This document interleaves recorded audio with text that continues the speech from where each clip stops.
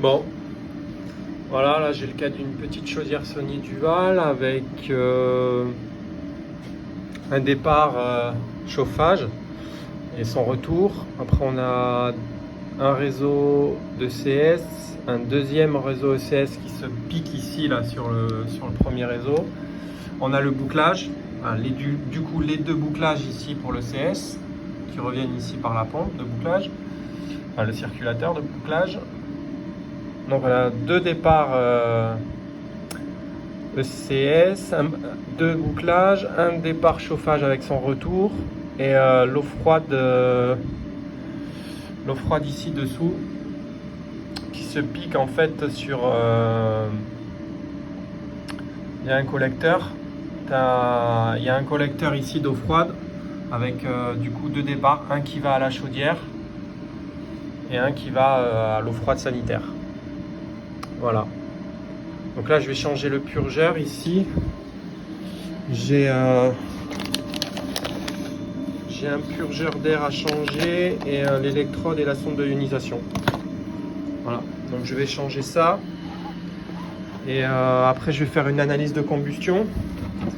Donc je vais planter, je vais mettre l'analyseur.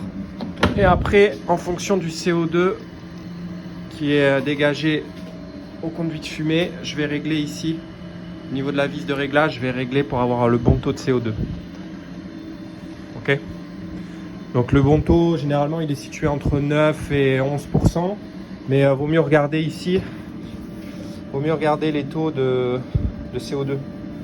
Donc par exemple, on est en gaz naturel, c'est à peu près 9%.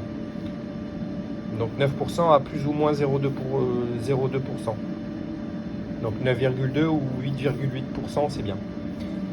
Voilà, et donc on joue sur la vis de réglage ici.